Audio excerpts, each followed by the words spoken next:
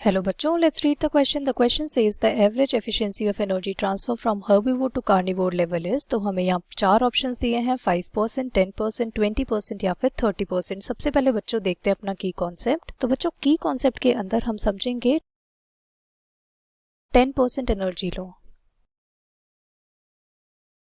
तो बच्चों 10% energy law हमें दिया था लिंडमैन ने. और बच्चों इस लॉ के अंदर उन्होंने हमें बताया कि जो पहले वाला ट्रॉफिक लेवल है उसमें से सिर्फ 10% ही आगे ट्रांसफर होगा. तो हम बोल सकते हैं only 10% of the total energy is transferred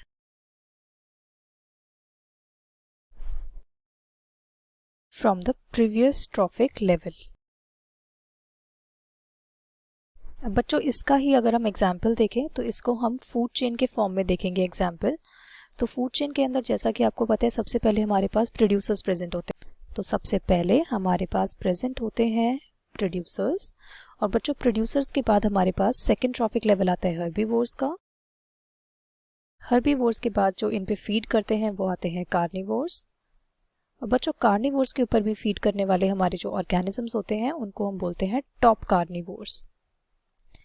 अब क्वेश्चन हमसे बेसिकली पूछ रहा है कि जब भी हम एक ट्रॉफिक लेवल से दूसरे ट्रॉफिक लेवल के ऊपर जंप कर रहे हैं तो हमारा जो एनर्जी का एफिशिएंसी है, जो एनर्जी ट्रांसफ़र हो रही है वो कितनी होती है.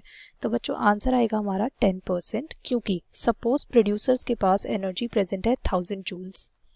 तो according to 10% energy law herbivores के पास वो एनर्जी सिर्फ 100 जूल्स जाएगी.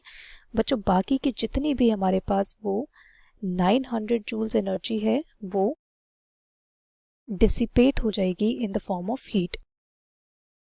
अब हर्बीवोर्स से कार्निवोर्स की अगर हम बात करें तो बच्चों कार्निवोर्स के अंदर सिर्फ 10 जूल एनर्जी मिलेगी हमें, क्योंकि जो बाकी की 90 जूल्स एनर्जी है 90% जितनी भी एनर्जी हमारे पास होगी वो डिसिपेट हो जाएगी.